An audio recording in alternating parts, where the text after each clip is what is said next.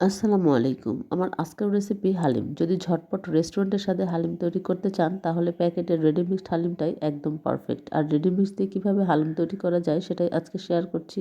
আশা করছি ভালো লাগবে। তো চলুন শুরু করি।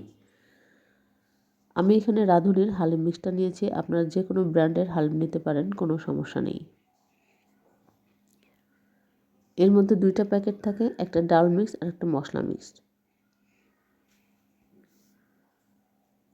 আমি প্রথমে ডাল মিক্সটা রেডি করে নিচ্ছি। সেজন্য বোলের মধ্যে ডাল মিক্সটা ঢেলে দিচ্ছি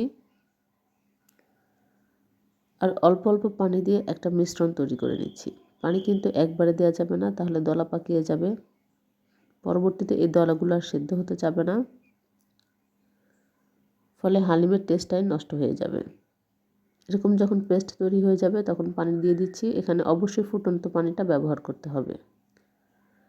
পানিটা এমনভাবে দিতে হবে যেন ডাল মিক্স থেকে 3 ইঞ্চি পরিমাণ পানিটা উপরে থাকে।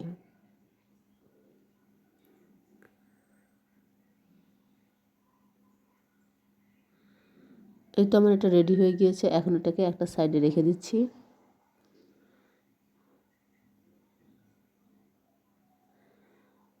এখন আমি মাংসটাকে প্রিপেয়ার করে নিচ্ছি। আমি এখানে খাসির মাংস নিয়েছি 500 গ্রামের মতো। আর এখানে কিছু আস্ত গরম মশলা দিয়ে দিচ্ছি, 2টো দারচিনি, 2টো সাদা এলাচ, 2টো লং, স্বাদ মতো লবণ, 1 টেবিল চামচ আদা রসুন বাটা আর সামান্য পানি দিয়ে আমি প্রেসার কুকারে বসিয়ে দিচ্ছি।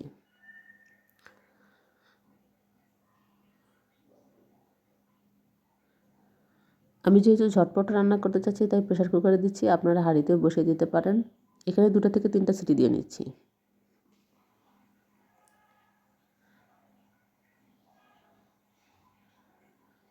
এখন আমি হালিমের যে মশলাটা আছে সেটা রেডি করে নিচ্ছি।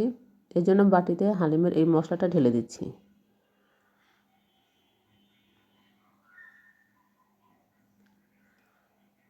মশলার এই পেস্টটা কিভাবে তৈরি করতে হয় আমরা কম বেশি সবাই জানি। তো পানি দিয়ে একটি মসৃণ পেস্ট তৈরি করে নিচ্ছি।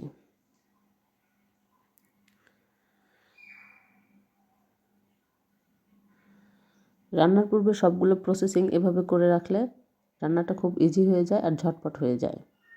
তো এটাকে রেডি হয়ে গিয়েছে, এটাকে একটা সাইডে রেখে দিচ্ছি। এখন একটা তেঁতুলের মিশ্রণ তৈরি করে নিচ্ছি। আমি এখানে 1 টুকরো তেঁতুল নিয়ে পানি দিয়ে গরম পানি দিয়ে ভিজিয়ে রাখছি।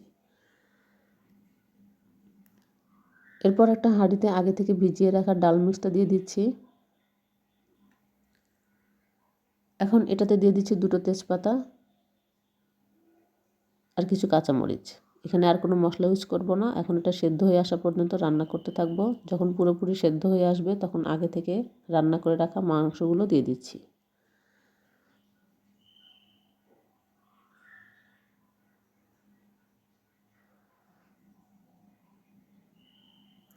মাংসের যে গ্রেভিটা আছে এটা সহ দিয়ে দিতে হবে।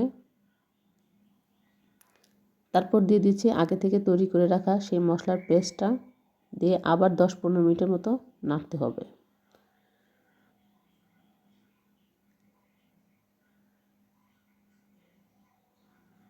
এখন দিয়ে দিচ্ছি পেঁয়াজ বেরেস্তা। এই বেরেস্তাই মূলত হালিমের যে রেস্টুরেন্টের স্বাদ এটা নিয়ে আসে। এই পেঁয়াজটা মিশে আসা পর্যন্ত নাড়তে হবে। প্রায় 15 থেকে 20 মিনিটের মতো এভাবে হালকা আঁচে নাড়তে হবে। তারপর দিয়ে দিচ্ছি তেঁতুলের সেই মিশ্রণটা। আপনারা এখানে ভিনেগারও ইউজ করতে পারেন, লেবুর রসও ইউজ করতে পারেন, তবে লেবুর রসটা অবশ্যই সার্ভিংয়ের সময় দিতে হবে।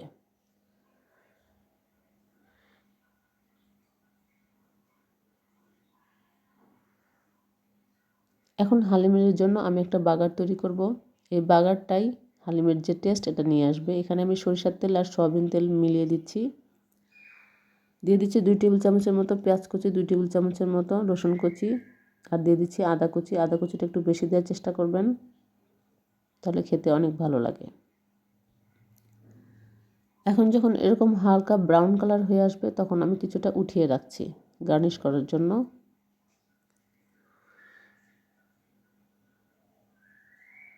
তারপর হালিমের উপরে দিয়ে দিচ্ছি।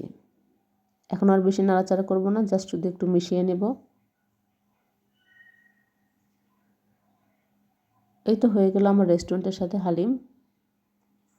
এখন পরিবেশন করে দিচ্ছি। আমি হালিমটাকে একটু ঘন রেখেছি, আপনারা এখানে পাতলাও রাখতে পারেন। তারপর কিছু ধনেপাতা কুচি, উঠিয়ে রাখা সেই পেঁয়াজ বেরেস্তা, আদা কুচি আর কিছু কাঁচামরিচ কুচি দিয়ে দিচ্ছি।